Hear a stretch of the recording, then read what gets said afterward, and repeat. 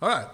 What we've been doing is we have been reading some paragraphs that I feel like the Lord gave to me that would be using much of the scriptures in 1 Peter in a context that would be more easily to be understood. So I'm going to continue doing that. I appreciate you guys that are on. I'm just amazed, Faf and Geraldine, how you guys are always on, no matter what day or night or whatever. Just love you and just appreciate your hearts. appreciate your hunger for the Lord. And I can tell you that I'm of that same heart, day or night. I'm ready to go for Jesus. But anyway, I know that we all are, but to be, that far away, really just speaks to my heart. All right, so let me read a little bit here. And when I do, I may try to emphasize a little more because I don't know that everything is being as plain as I desire. We must realize that in order, and this is an ending paragraph that we did last week, and then I'll get into it. We must realize that in order to fellowship with Him in the manner He desires, we are in need of these specific kinds of situations. And of course, we talked about unjust situations and situations of people attacking and situations of being put in a bad light or somebody trying to ruin our reputation or whatever.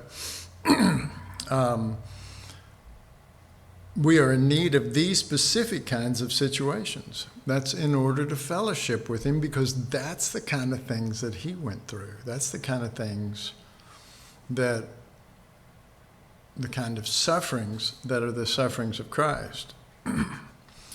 To save us from the sufferings would be counterproductive to His purpose and cause us to fall short of this most productive, of this most important area of His calling, and we talked about that a little bit last time. Instead, we should count it a privilege to be invited into this kind of fellowship, and we should. Now I'm quoting 1 Peter, chapter 1, verse 6. Rejoice, though now for a season, if need be, ye are in heaviness through manifold temptations. So there is that reality that can happen based on lining up with what the Lord has and a glory that we've never seen before, because it's always been not glory. It's always been a horrible, ordeal that we would have to go through. Remember, just a few paragraphs up, we were given another witness of this fact also in 1 Peter 4:13, where it said, but rejoice, inasmuch as you are partakers of Christ's sufferings. And we discussed that a little bit, that there was a rejoicing that we were able to partake of Christ's sufferings, and we're talking about those specific kinds of sufferings. And this is literally lifting up being a partaker with Christ in His sufferings as something to rejoice over. If need be, you're going through various trials. And that when His glory shall be revealed, you may be glad also with exceeding joy. And I think that's the end of that paragraph, and we dealt with that last time. That there's rejoicing, but then there's exceeding joy. And that the first one pertains directly to rejoicing, pertains to the category of being able to be a partaker with the sufferings of Christ. But then it ends with this terminology, exceeding joy. And that comes not just as the general thing of joy that we could be with Jesus in his sufferings, but rather the appearing of him in us by his nature, to be able to truly bear that in a right spirit. And that's exceeding joy, because then we know we are with him. In other words, it's not just some sort of going through a horrible thing where people are attacking and doing all this stuff and unjustly treating you and all of that. And then you say, well, I rejoice that I'm partaking of the sufferings of Christ in some sort of religious way. But at that point, at the second part of that is when he appears, then there's a rejoicing of his appearing with you in the fire. Did he say that? And that's really a huge part of 1 Peter and the sufferings of Christ. Yeah.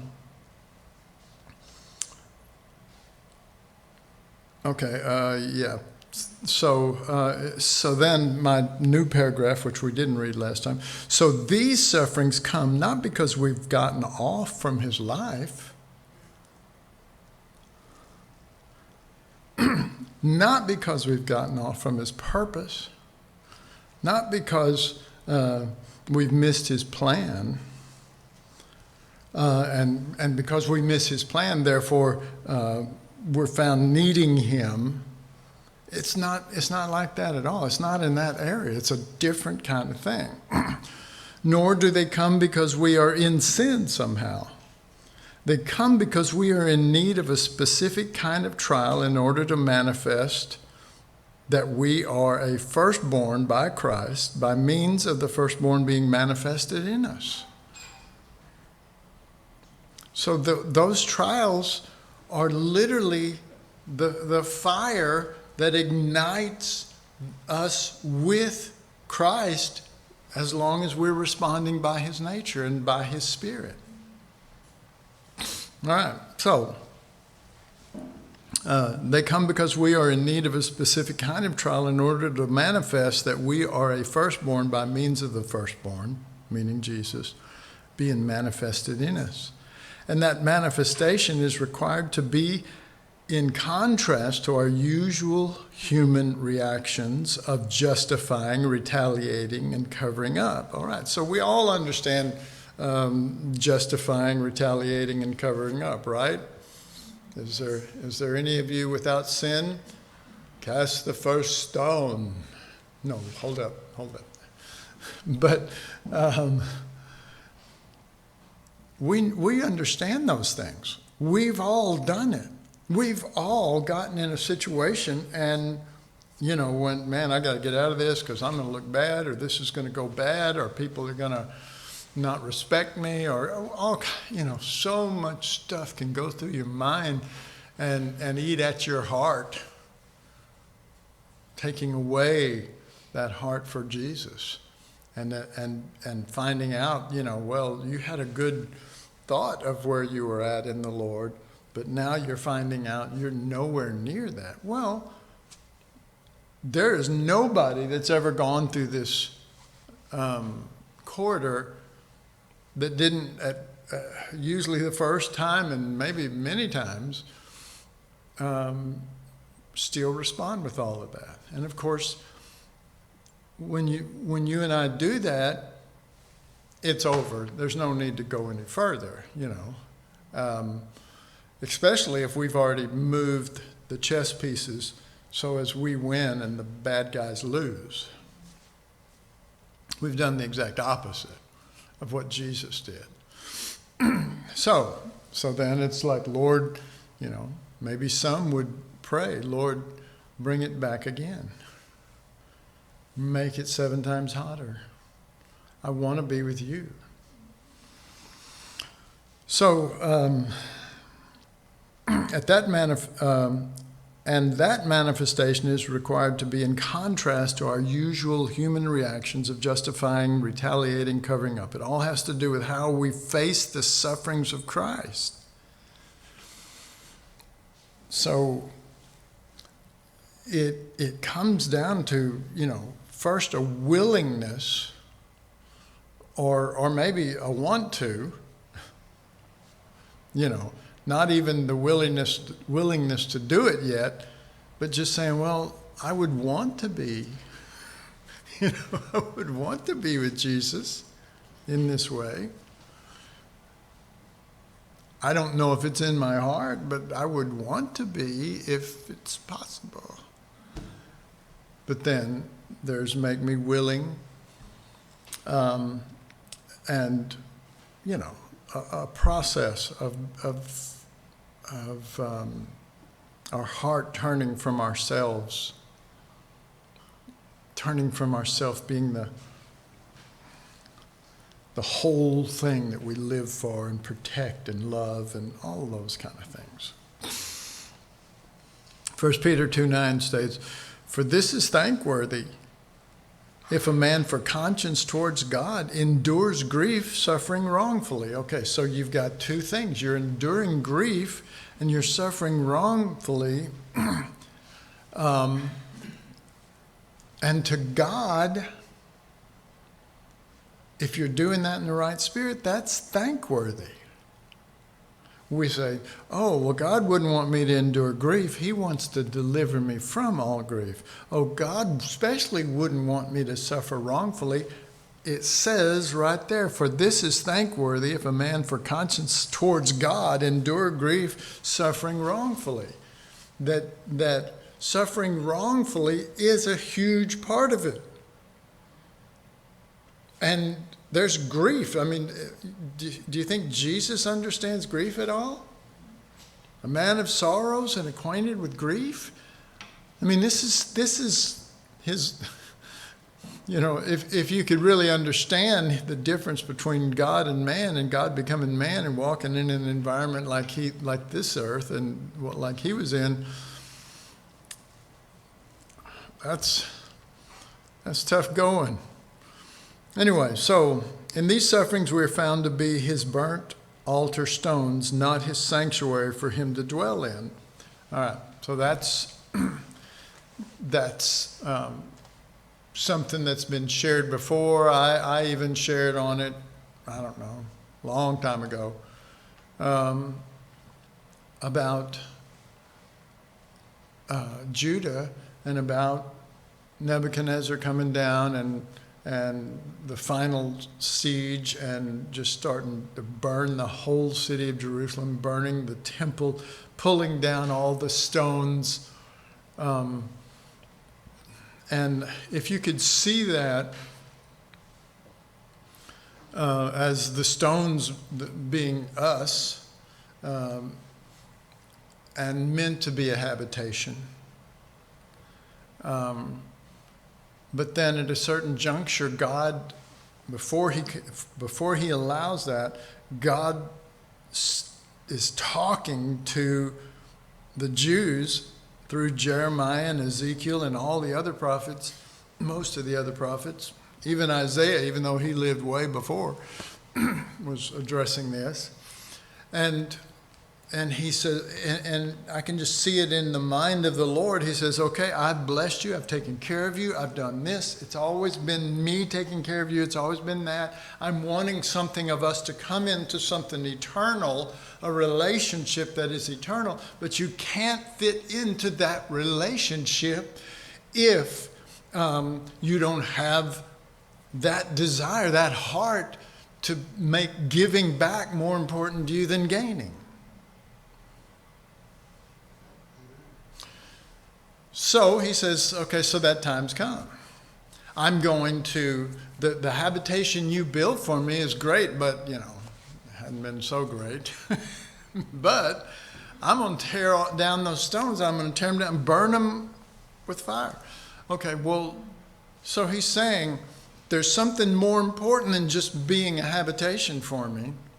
I want you to be in fellowship with me in my nature that is willing to, and they don't know anything about the cross at that point, but in a certain sense, they're learning it because that temple represented God more than it did Israel.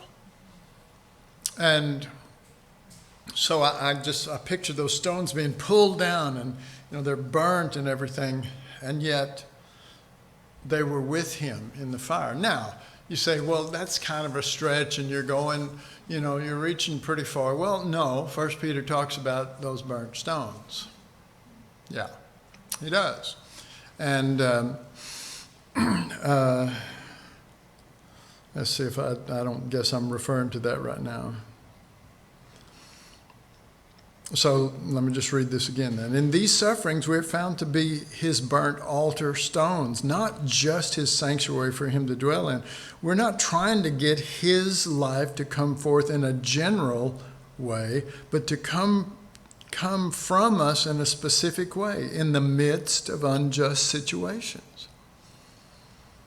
Consider 1 Peter 3:18, for Christ also hath once suffered for sins, the just for the unjust, that he might bring us to God, being put to death in the flesh, but quickened by the Spirit. So I wrote, there was nothing just in the sufferings Jesus endured at the cross, right? And yet he's saying, this was the way that I brought you to God. Being put to death in the flesh, but quickened by the Spirit. So there is this reality that if you're put to death in the flesh, but your spirit is quickened in the midst of that to be with him, that's more holy than just coming to an altar and praying and asking Jesus to come in your heart.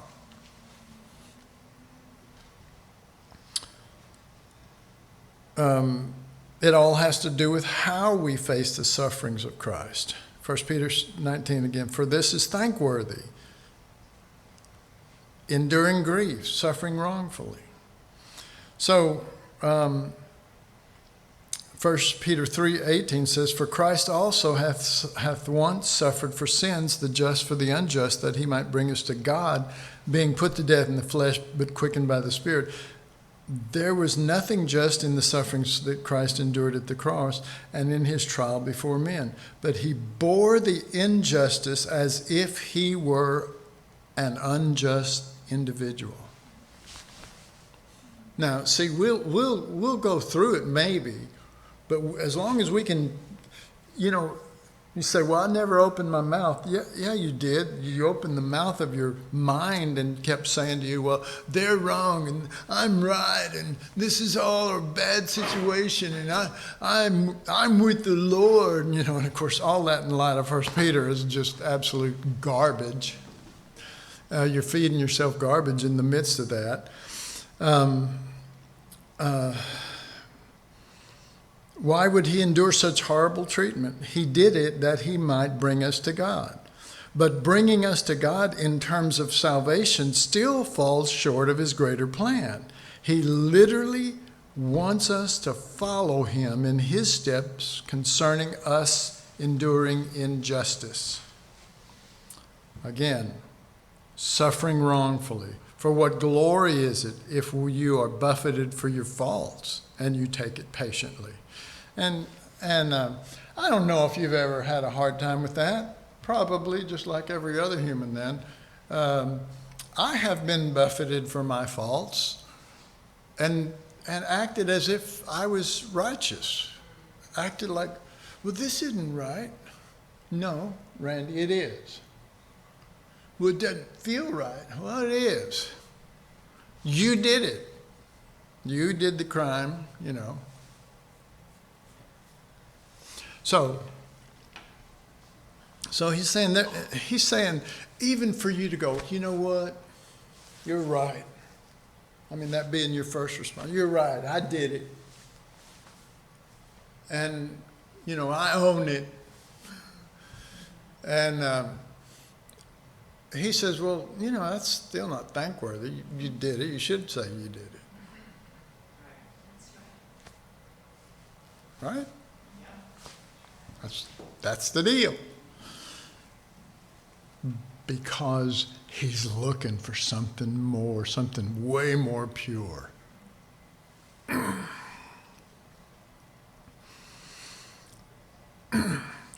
But if when you do well and suffer for it, and take it patiently. Now see, it didn't say, now if you do well and suffer for it, then this is thankworthy. He didn't say that. He didn't say if you do well and suffer for it, this is thankworthy, or whatever the word is. He says, but if when you do well and suffer for it, you take it patiently, meaning not do all this reaction, not all this pointing fingers, not all this trying to get out of it, not your pride roaming the halls of every portion of your brain and, and soul, meaning your mind, your will, and your emotions. He didn't say if you suffer wrongfully, then this is thankworthy. He said if you suffer wrongfully and take it patiently, this is thankworthy. This is acceptable with God. For even hereunto were you called, because Christ also suffered for us, leaving us an example. And that little phrase right there will continue to come up a lot in this sharing, because people look at Jesus in the Gospels as the example. That I'm going to follow Jesus' example. I'm going to feed the poor, and I'm going to pray for the sick, and I'm going to do this and that. He's saying, the example isn't that. The example's not Jesus of Nazareth. The example is the eternal Son of God, who is the Lamb slain from before the foundation of the world and came down here and manifested that nature successfully. That's what you're supposed to follow,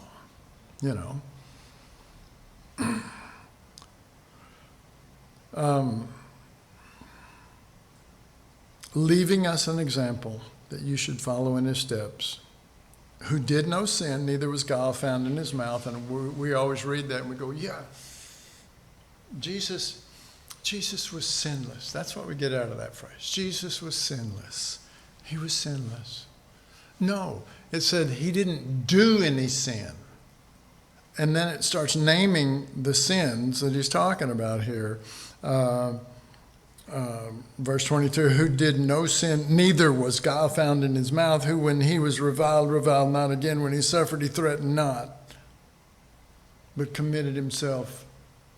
It's not a theological exhortation to understand that Jesus was sinless.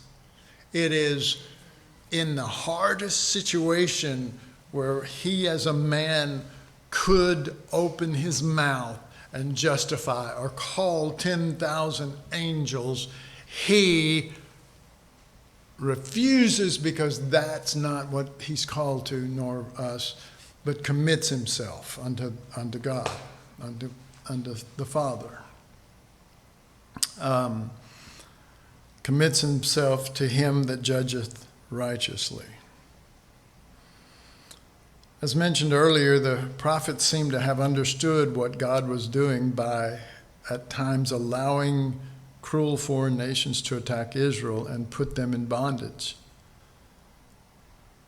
But see, just knowing that, just figuring that out was of God. For them to just figure out, wait, this is God doing something. This isn't just evil people doing something. I'm going to read that part again. The prophets seem to have understood what God was doing by, at times, allowing cruel foreign nations to attack Israel and put them in bondage, but knew that it must have pertained somehow to something God would do in the future. That's what the Scripture says. That's alluded to in 1 Peter 1:10 through 11, of which salvation the prophets have inquired and searched diligently, who prophesied of the grace that should come unto you, meaning not just Jesus being saved, because he wasn't just talking about Jesus saving us. the salvation was that our souls would be saved in the crisis and be with him, that we would walk in his steps successfully. I mean, you have to stay with the context.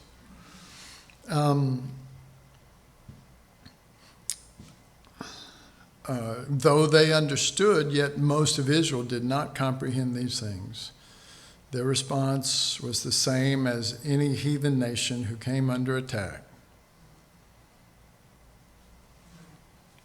Anybody, everybody. They always fought back while rejecting suffering or death as a firstborn. Okay?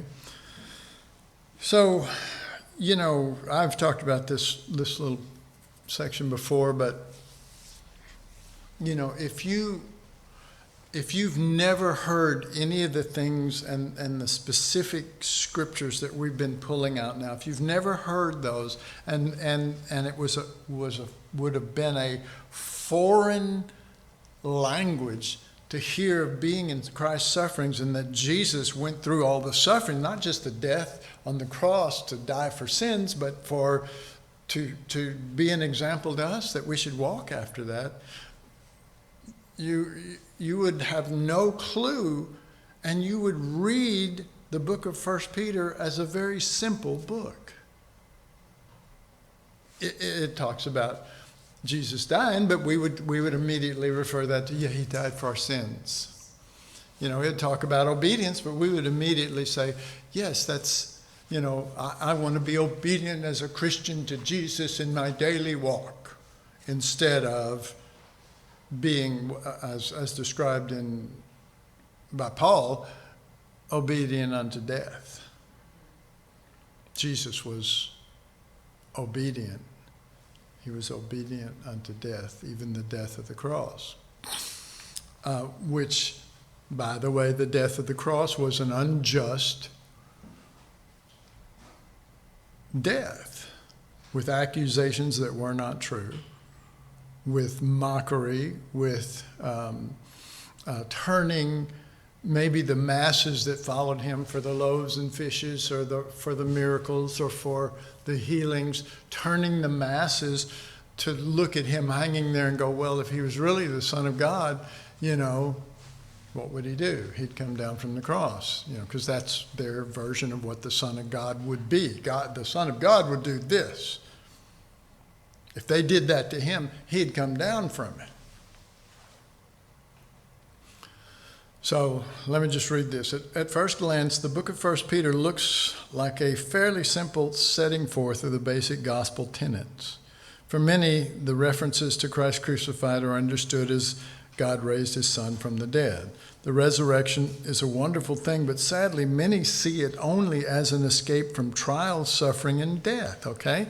So, and that's the way it is purported to be by many, that this was a victory over going through these sufferings to show the extent of the nature of God's selflessness, and just getting saved out of it. No, it was like the sufferings are unjust men and evil people who did this to him, but the victory is ours.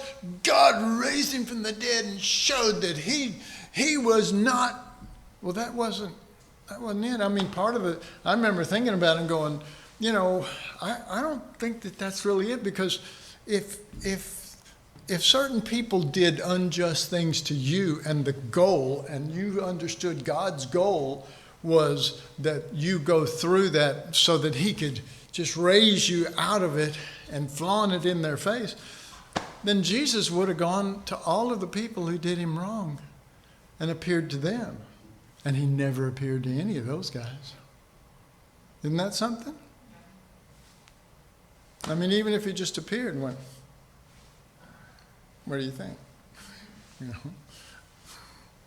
He didn't do that, because 1 Peter is declaring that there was something more than just Jesus dying for sins, but he left us an example that we should walk in these same sufferings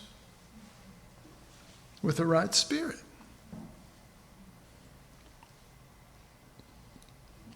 So again, the resurrection, many see it only as an escape from trials, from suffering, and from death. But in 1 Peter, those who have that as the goal will be greatly disappointed, for in this book, that is not God's goal at all. No, it will not mean that you, well, before I read that, that's not the goal. The goal is that he definitely go through that and it be seen, and then we walk in that example. It didn't say the resurrection was the example. It said the sufferings were. All right, that being said,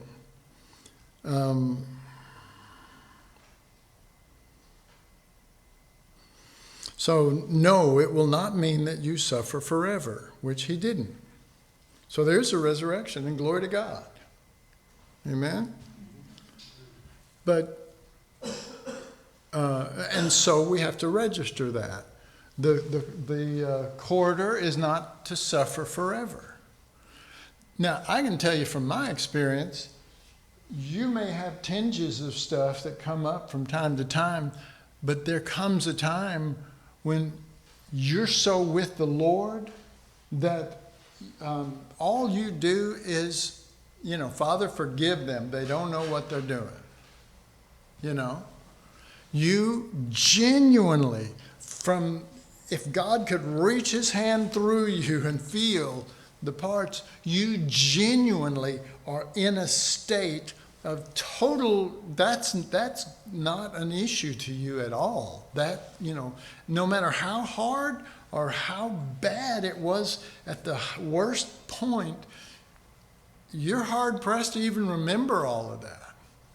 Now, I've been at this for a long time, so I'm not suggesting that happens overnight to anybody, but I am saying that I am not lying to you. I am telling you the truth, that you get to a place by Christ's life and nature that there's a purity, there's a genuine love for them. There's not the remembrance. It's you know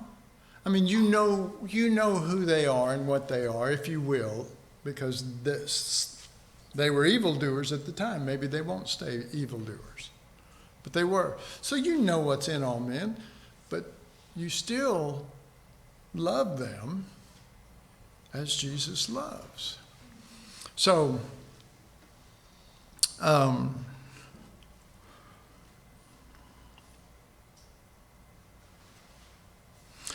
no, it will not mean that you suffer forever. And yes, there is a resurrection of sorts, but that resurrection is actually him coming forth in you in the midst of the trial, whereby you offer up his self-giving spirit to the Father on the altar of your heart through the calves of your lips.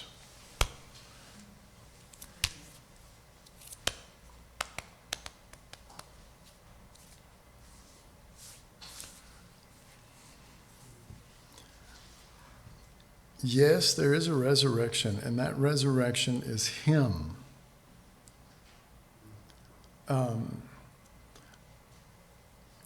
You look at the story of Lazarus dying, and everybody's worried about him, and they're going, but we know that the resurrection and he'll come back and all this kind of stuff. And Jesus has to say, I am the resurrection. The resurrection that he wants more than a dead person who suffered wrongly to get up is that they would have his spirit within them. Let us make man after our likeness, in our image. And those after his kind. He made all these creatures, and man didn't have any after his kind, and he made a counterpart. Well, doesn't that scream that God never had a counterpart in that sense, and that he's wanting that out of us? And that you get all the way to the end of the book of Revelation, and what you find is one basic picture of the whole thing wrapped up in being said to John, have you seen the wife of the Lamb? Nope, I've been on earth a long time and I hadn't seen the wife of the Lamb. I hadn't seen anything that looks like his wife. Well, come here. He takes him and he shows him the New Jerusalem that is transparent glass, that is, all the different things of that. But within her is a throne. And on that throne is the Lamb of God, the slaughtered lamb that is on that throne inside of her. And out of the throne, because it's flowing out of the Lamb, so it goes from the Lamb to the throne, out of the throne into her, and then flows out of New Jerusalem, the wife of the Lamb, to the nations for the healing of the nations. Not the destruction of the nations, but, come. Spirit and the bride. They're talking. They're talking. So,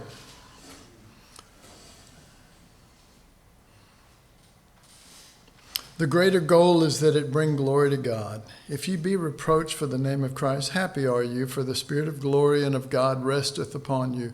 On their part he is evil spoken of, but on your part he is glorified. So that's always going to be the case with the sufferings of Christ. On their part, you're going to be evil spoken of. But on his part, on your part towards him, he's going to be glorified in the midst of that. That's what it's about. And I don't know, for those who this may be fairly new to you, I'm sure there's a lot of questions or a lot of whatever, well, what about this? A lot of those may not be valid after you really get into it more and more. But when it's really sort of being laid in you as a foundation, it all makes sense, and it's fairly simple. There's really only a certain amount of elements. It's not really super complicated, but it's complicated to us until we get it, because it's clashing with all of our things that are, either contrary to or we don't really grasp it yet or whatever. And I understand that, that's the Holy Spirit's job. I wish I could just go and it would go right in all of you. And if it could have come that way, it would have already happened, because I have not quit, nor will I. But it's not based on me, but it is, how should they hear without, So, all right. So upon closer examination, we discover that this book is about the Lamb in us, now to be manifested in unjust trials and circumstances. Now, I think that most of us that have been around for any length of time have comprehended that it's Christ in us. We talk about Christ in us, the hope of glory. And maybe the Christ that is in us has been redefined or more clearly defined to us as the Lamb. And then with time, maybe that even got more clearer. The lens got it a little more clearly. And then it's the slaughtered Lamb on the throne. I think that the basic tenets of what we're talking about here,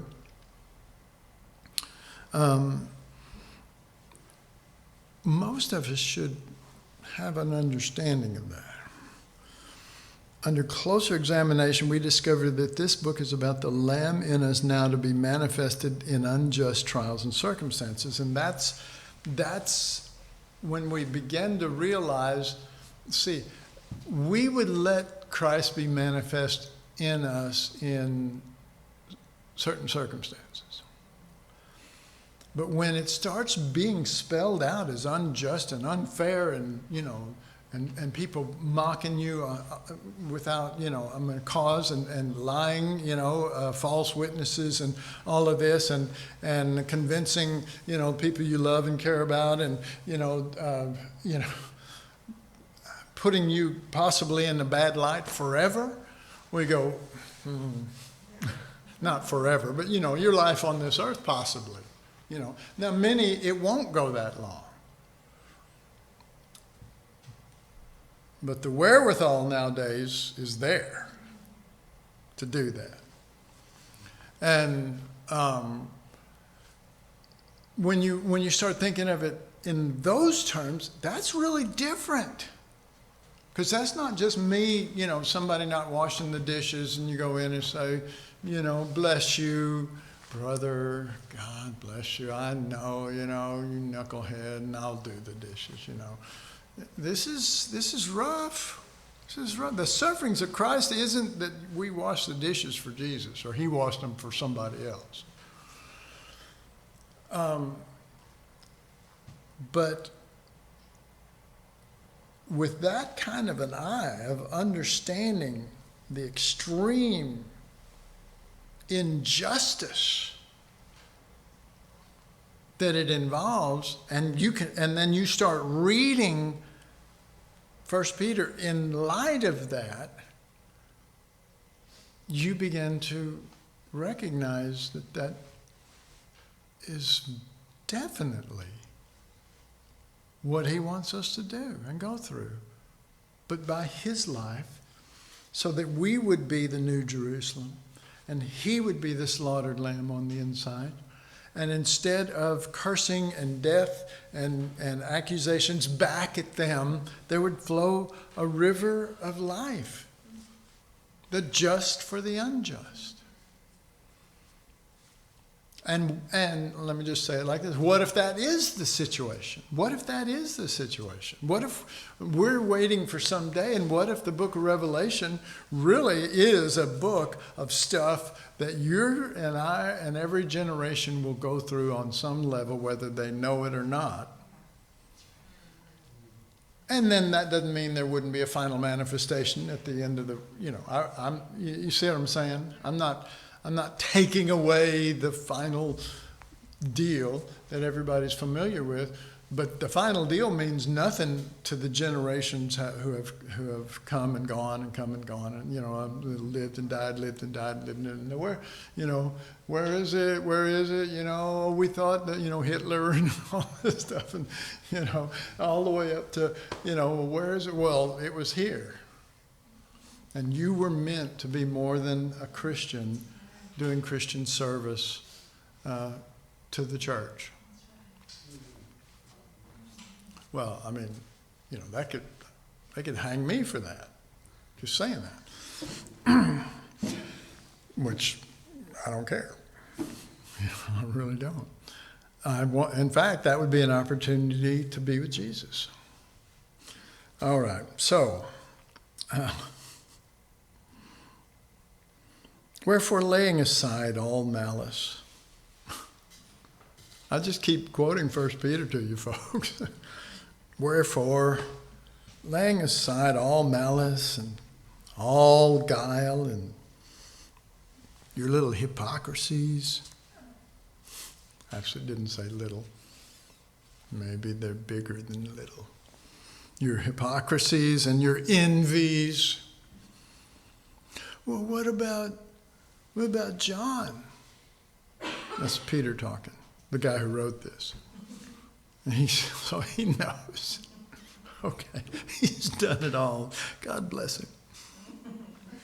He did it all. And what about, what's the deal with John? Don't worry about John. Okay. You'll write a book. He'll write 3, 4, sorry. Well, go to your room, Peter. Wherefore, in light of all of this, laying aside all malice and all guile and all hypocrisies and all envy and all evil speakings. That's 1 Peter 2:1 right there. Actually, yeah. This aspect of the sufferings of Christ cannot be overemphasized. You're going to have to lay them aside. And you do that by Christ in you. You do that by reality. You do that by being brought in to something that is out of your control, but totally within your means by your Adonai, who is overseeing it, committing all of that to him who judgeth righteously. And when you do that, that's 1 Peter. When you do that, you commit all of that to him that judges righteously, you shut the door on it. You know what I mean? I mean, that would be like a neighbor doing something that was just really, really wrong to your yard or whatever, or your kid or whatever, something. And so, you get mad and, and then somebody says, well, look, I'm an attorney, I can help you. And you turn it over to an attorney. You don't turn it over to the attorney and then go over the next day to your neighbor and shoot him in the head with a gun. You know what I mean? That's not really turning things over to the Lord. Just so y'all know. But we do that. In these situations, we do that because it's so unjust. And we see this thing of what is it? Righteousness, not self-righteousness, but righteous indignation, which again is not a phrase used in the Bible. It's nothing short of just pride. It really is. It's just deep down pride. Well, this is wrong and this ain't right, and you're supposed to, because we can always find, you're supposed to be, and you're worse than me, and I can't believe this, and, it just gnaws and eats at you. I tell you,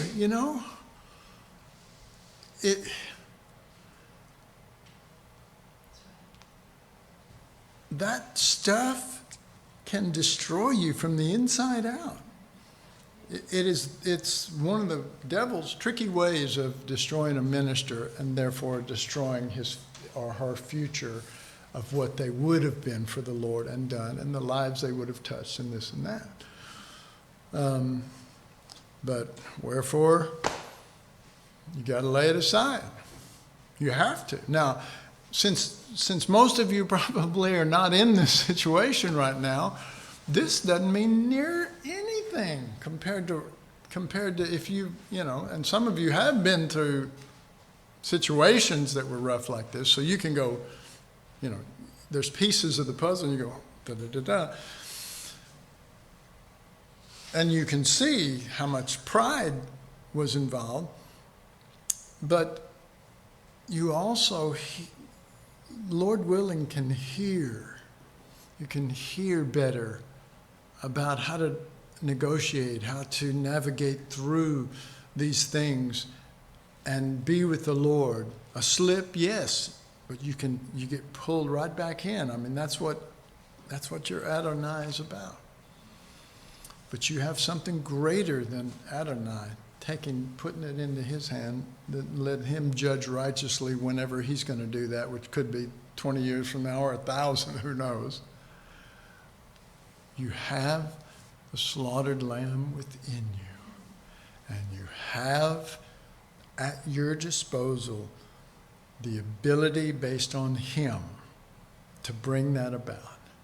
But everyone has to lay down their weapons. Wherefore, laying aside all malice and all guile and hypocrisies and envy and evil speaking. You lay all your weapons down and you just step back and you go, okay, and they'll slap you and they'll shove a spear in your side and they'll do all of that stuff. But if you do it in the Spirit of the Lamb, by Him, by His nature,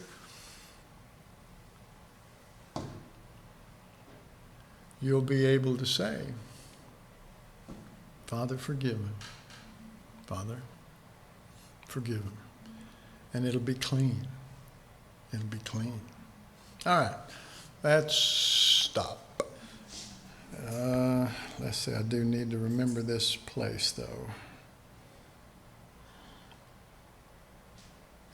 Father, we just ask you in the name of Jesus to continue to open your word, not Randy's word, not Randy's teaching, but your heart. And therefore, from your heart, be able to understand your word. Out of the abundance of your heart, your mouth, your word speaketh. Father, help us to stop chasing after religious things to get where we want to go and just want you. Maybe we're not able to even pray that prayer yet. But Father, as a covering, I just cover our folks.